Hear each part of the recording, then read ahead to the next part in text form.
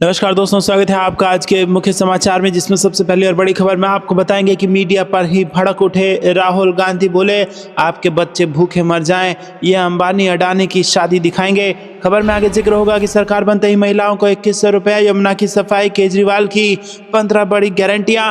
इसके साथ आगे जिक्र होगा कि कांग्रेस नहीं सावरकर ने रची थी बाबा साहेब को हराने की साजिश, खड़गे लाए नया दावा। इसी के साथ आगे जिक्र होगा कि गंगा में नहाने से नहीं दूर होगी गरीबी, बीजेपी नेताओं के महाकुंभ स्नान को लेकर खड़गे का बड़ा बयान। और आगे आपको बताएंगे कि पंजाब में अंबेडकर की प्रतिमा तोड़े जाने पर भड़की मायावती, आम आदमी पार्टी और कांग्रेस पर साध दिया निशाना। दोस्तों, हर एक खबर की गहराई में आपको ले जाएंगे, लेकिन उससे पहले आपसे निवेदन की वीडियो कीजिए लाइक और चैनल को सब्सक्राइब करके बेल आइकन दबाकर कमेंट में लिखिए जय हिंद। रुक करते हैं सबसे पहली और बड़ी खबर की तरफ। आपके बच्चे भूखे मर जाएं, ये अंबानी अडानी की शादी दिखाएंगे, मीडिया पर ही भड़क उठे राहुल गांधी। जी हां दोस्तों, लोकसभा में विपक्ष के नेता राहुल गांधी ने सोमवार को मध्य प्रदेश के महू में जय बापू जय भीम जय संविधान रैली को संबोधित करते हुए मीडिया पर ही वो भड़क उठे और कहा कि ये मीडिया जो कैमरा लिए घूम रहा है आपका थोड़ी है, ये अडानी और अंबानी का मीडिया है। आप भूखे मर जाओ, आपके बच्चे भूख से मर जाएं, किसान आत्महत्या कर ले, लेकिन इनको कोई फर्क नहीं पड़ेगा, ये अडानी और अंबानी की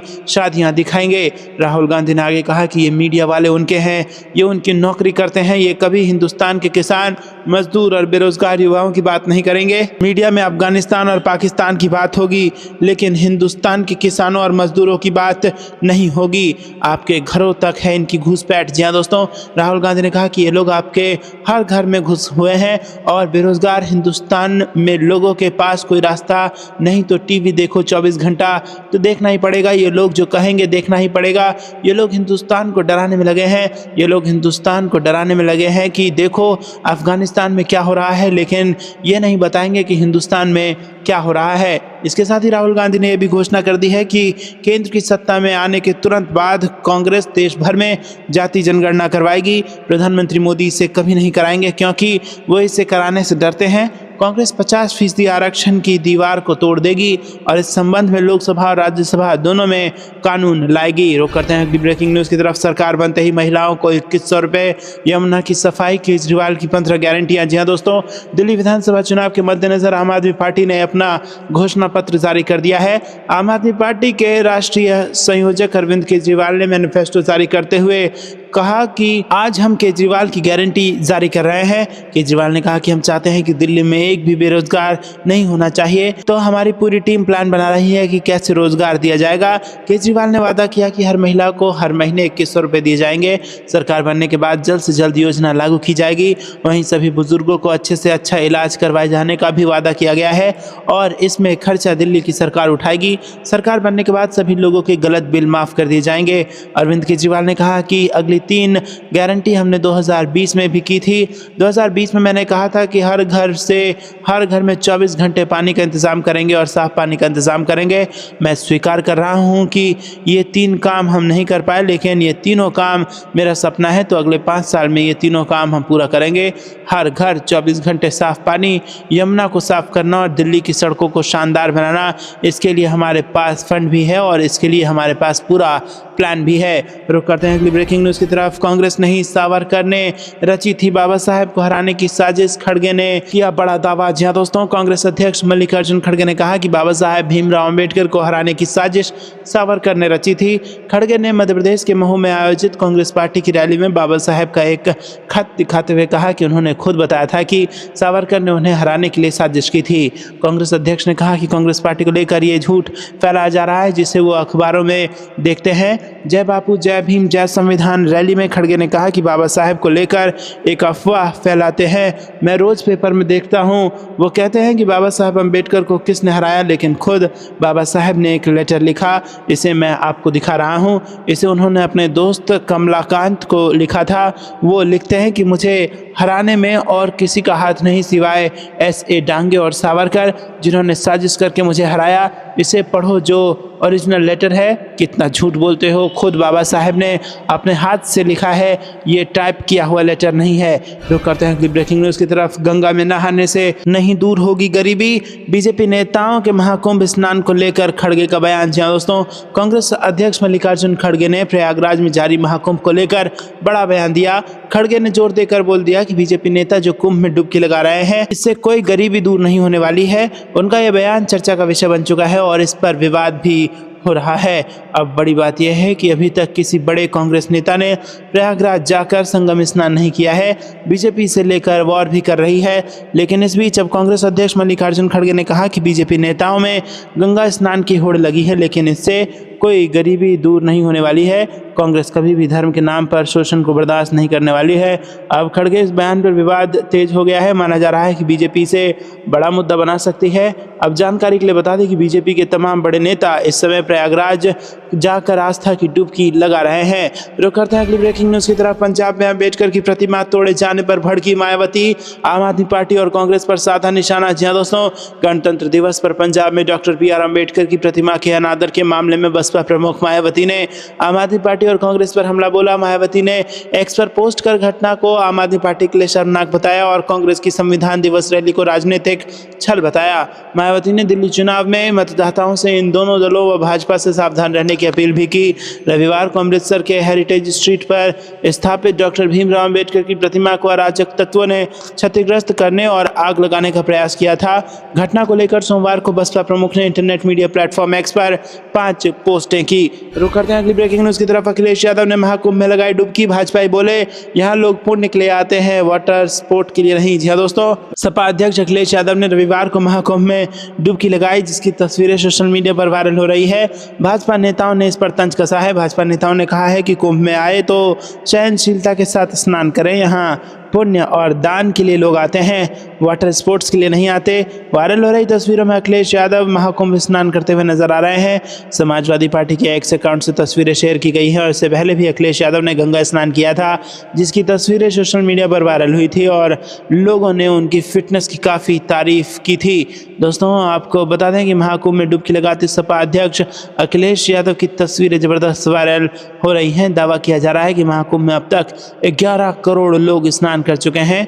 अखिलेश यादव के स्नान पर उप मुख्यमंत्री केशव प्रसाद मौर्य ने कहा कि अखिलेश यादव जी देर आए दुरुस्त आए। हरिद्वार में गंगा स्नान और महाकुंभ स्नान के बाद उम्मीद है कि अब आस्था को चोट पहुंचाने वाले बयानों से बचेंगे। महाकुंभ की विशेषता अनेकता में एकता है। जो सपाई और कांग्रेसी अब भी महाकुंभ को लेकर मानसिक और दृष्टि दोष से ग्रसित हैं, वो इलाज कराएं या ना कराएं, पर महाकुंभ स्नान जरूर करें। रुक करते हैं अगली ब्रेकिंग न्यूज़ की तरफ। लालू को फादर ऑफ क्राइम कहने पर गरमाई सियासत, आरजेडी ने ग्रैंडफादर की याद दिलाकर कसा तंज। जी दोस्तों, बिहार में आरजेडी सुप्रीमो लालू प्रसाद यादव को लेकर बीजेपी प्रदेश अध्यक्ष दिलीप जायसवाल के बयान पर सियासत गर्मा गई है।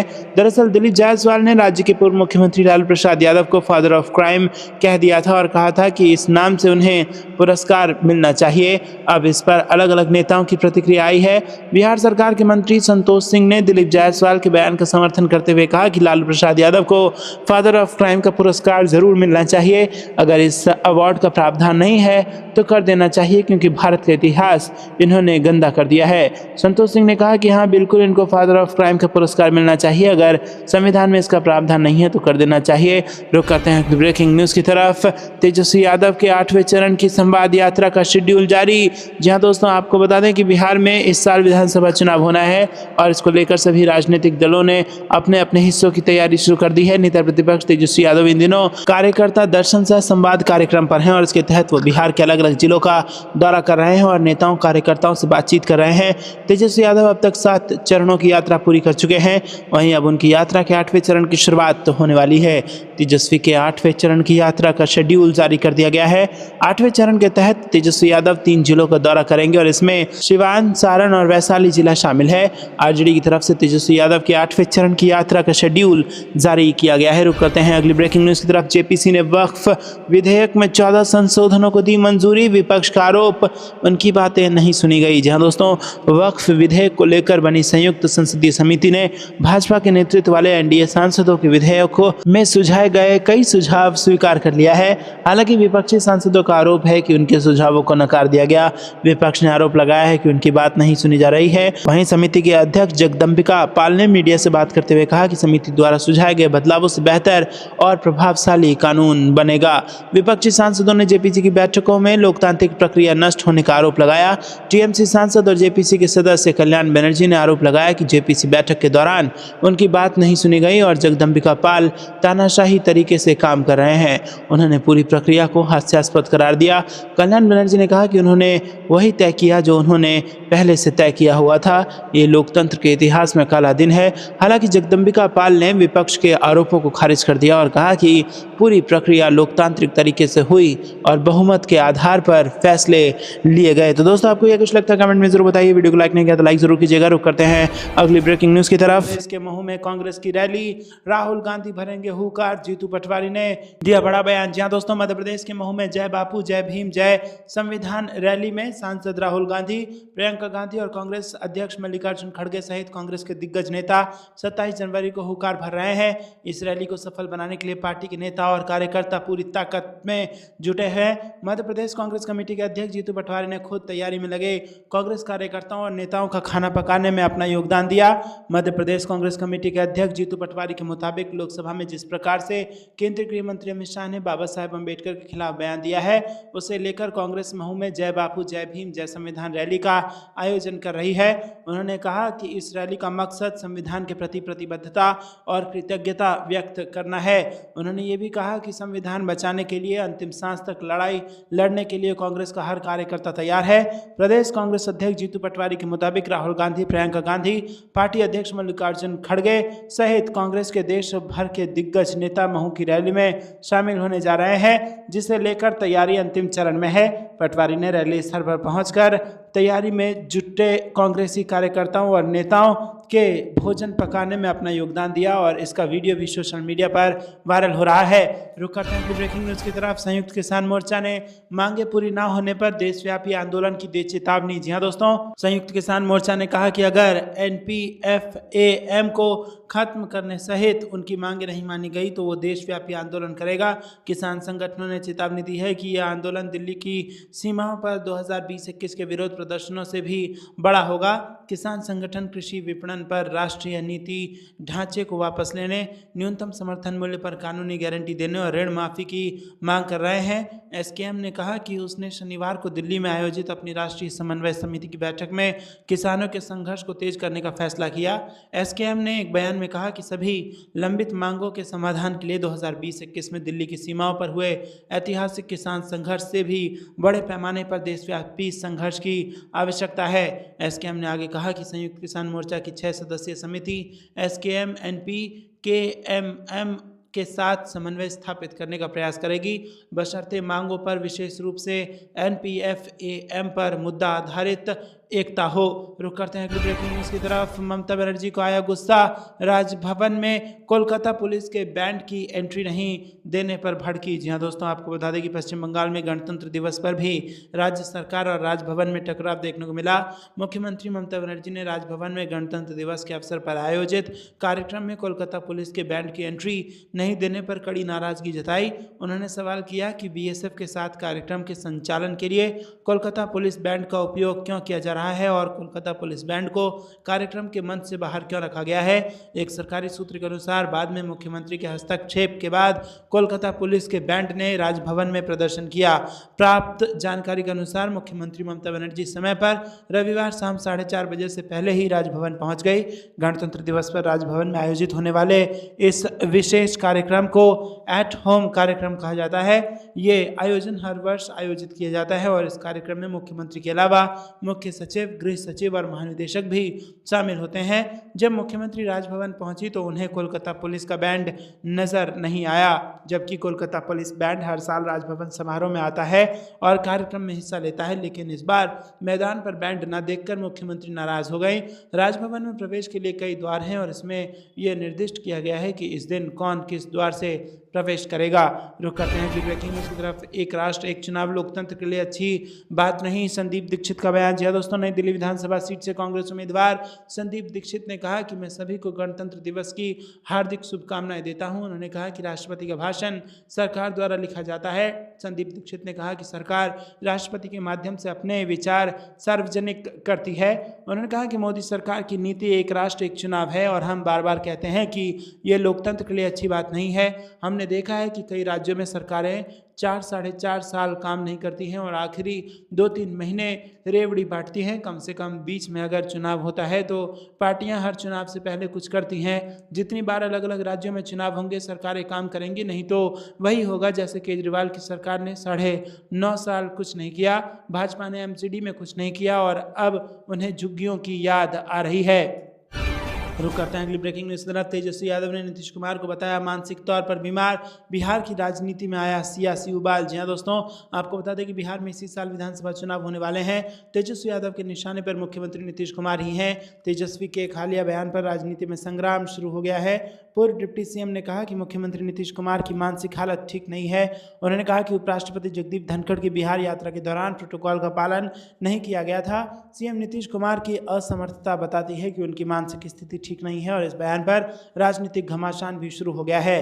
भारत रत्न और बिहार के पूर्व सीएम कर्पूरी ठाकुर से जुड़े एक कार्यक्रम में हिस्सा लेने के लिए उपराष्ट्रपति जगदीप धनखड़, बिहार के राज्यपाल आरिफ मोहम्मद खान, केंद्रीय मंत्री शिवराज सिंह चौहान, नित्यानंद राय समेत कई राजनीतिक हस्तियों ने हिस्सा लिया था और इस कार्यक्रम में नीतीश कुमार शामिल नहीं हुए थे। बाद में उन्होंने समस्तीपुर जाकर अपने राजनीतिक गुरु को श्रद्धांजलि दी थी और इस कार्यक्रम का हवाला देते हुए तेजस्वी यादव ने कहा कि उनकी असमर्थता बताती है कि नीतीश कुमार की मानसिक हालत ठीक नहीं है। उनके इस बयान पर राजनीतिक घमासान भी शुरू हो गया है। रुक करते हैं ब्रेकिंग न्यूज की तरफ। महाकुंभ को खेल का आयोजन ना बनाए सरकार में बैठे लोग, संगम में डुबकी लगाने के बाद बोले अखिलेश यादव। जी हां दोस्तों, सपा मुखिया अखिलेश यादव ने रविवार को महाकुंभ पहुंचकर संगम में डुबकी लगाई। संगम में डुबकी लगाने के बाद पत्रकारों से बातचीत में अखिलेश यादव ने कहा कि मुझे परंपरा के अनुसार संगम में 11 डुबकी लगाने का अवसर मिला है और यह महाकुंभ 144 साल बाद देखने को मिल रहा है। महाकुंभ को लेकर अखिलेश यादव ने कहा कि सरकार में बैठे लोगों को इस आयोजन को खेल का आयोजन नहीं बनाना चाहिए। आज हम संकल्प लेते हैं और भगवान से प्रार्थना करते हैं कि सद्भावना बनी रहे और सभी लोग सहिष्णुता के साथ आगे बढ़ते रहें। उन्होंने कहा कि लोग अपनी निजी आस्था लेकर यहाँ आते हैं। मैंने 11 पवित्र डुबकी लगाई। विभाजनकारी और नकारात्मक राजनीति के लिए कोई जगह नहीं है। जिस दिन मैंने हरिद्वार में डुबकी लगाई वो दिन एक उत्सव था। मैंने देखा है कि बुजुर्ग लोग जो विभिन्न स्थानों से आ रहे हैं उन्हें काफ़ी दिक्कतें हो रही हैं। ऐसा प्रबंधन होना चाहिए था कि किसी को कोई कठिनाई ना हो। बता दें कि मकर संक्रांति के अवसर पर यादव ने हरिद्वार में गंगा नदी में डुबकी लगाई थी और उस दौरान प्रयागराज जाने के सवाल पर अखिलेश यादव ने कहा था कि वो हमेशा धार्मिक समागम में जाते रहे हैं। कुछ लोग पुण्य पाने के लिए गंगा में स्नान करने जाते हैं और कुछ लोग दान देने जाते हैं और कुछ लोग अपने पाप धोने जाते हैं। हम पुण्य और दान दोनों के लिए जाएंगे। रुक करते हैं अगली ब्रेकिंग न्यूज की तरफ। हमारा संविधान हर भारतीय का सुरक्षा कवच, राहुल गांधी ने दी गणतंत्र दिवस की शुभकामना। जी हां दोस्तों, देश भर में 76वां गणतंत्र दिवस मनाया गया। लोकसभा में नेता प्रतिपक्ष और कांग्रेस नेता राहुल गांधी, प्रियंका गांधी समेत तमाम नेताओं ने गणतंत्र दिवस की देशवासियों को शुभकामनाएं दी। लोकसभा में नेता प्रतिपक्ष राहुल गांधी ने संविधान को हर भारतीय का सुरक्षा कवच बताया। राहुल गांधी ने सोशल मीडिया प्लेटफॉर्म एक्स पर लिखा कि सभी देशवासियों को गणतंत्र दिवस की हार्दिक शुभकामनाएं। हमारे महान स्वतंत्रता सेनानियों के न्याय, स्वाधीनता, समानता और भाईचारे के मूल्यों पर आधारित हमारा संविधान भारतीय गणतंत्र का गौरव है। धर्म, जाति, क्षेत्र, भाषा से परे हर भारतीय का सुरक्षा कवच है। इसका सम्मान और रक्षा हम सभी का कर्तव्य है। वायनाड सांसद प्रियंका गांधी ने एक्स पोस्ट पर लिखा कि सभी देशवासियों को गणतंत्र दिवस की हार्दिक शुभकामनाएं। आज ही के दिन हमारा संविधान लागू हुआ था जिसने हर एक नागरिक को न्याय, स्वतंत्रता, समानता और मानवीय गरिमा की गारंटी दी। हमारा संविधान एक एक भारतीयों के अधिकार का रक्षा कवच है। हमारे संविधान की रक्षा के लिए हमारा संकल्प चट्टान की तरह मजबूत है। लोकसभा अध्यक्ष ओम बिरला ने 76वें गणतंत्र दिवस के अवसर पर दिल्ली स्थित अपने आवास पर राष्ट्रीय ध्वज फहराया। उन्होंने एक वीडियो संदेश भी जारी किया। ओम बिरला ने अपने वीडियो संदेश में कहा कि प्रिय देशवासियों, 76वें गणतंत्र दिवस पर आप सभी को हार्दिक बधाई और शुभकामना। 75 वर्षों की गौरवशाली यात्रा में भारत का आधुनिक गणतंत्र अधिक समर्थ और समृद्ध हुआ है। देश ने तरक्की के अनेक आयाम छुए हैं। दोस्तों, आपको ये कुछ लगता है कमेंट में जरूर बताइए। वीडियो को लाइक नहीं किया तो लाइक जरूर कीजिएगा। रुक करते हैं अगली ब्रेकिंग न्यूज की तरफ। दिल्ली चुनाव को लेकर सचिन पायलट ने कर दिया है बड़ा दावा। केजरीवाल को वही चुभने वाली बात। जी हाँ दोस्तों, आपको बता दें कि यहाँ पर कांग्रेस महासचिव और राजस्थान के पूर्व उप मुख्यमंत्री सचिन पायलट ने शुक्रवार को मादीपुर विधानसभा में एक व्यापक जनसभा को संबोधित किया, जहां उन्होंने कांग्रेस के पक्ष में चुनावी मौसम बनाया। जनसभा को संबोधित करते हुए सचिन पायलट ने कहा कि 5 तारीख को दिल्ली में नई सरकार के चयन के लिए चुनाव होगा। राजधानी होने के कारण यहाँ का चुनाव महत्वपूर्ण है। देश और राजधानी दिल्ली में महंगाई और बेरोजगारी बहुत बड़ी परेशानी है। उनका कहना था कि केंद्र में मोदी जी और दिल्ली में अरविंद केजरीवाल ने लाखों करोड़ों रोजगार देने का झूठा वादा किया था। आज अपने चुनाव प्रचार में बीजेपी और आम आदमी पार्टी इन मुख्य मुद्दों पर बात करने से भाग रहे हैं।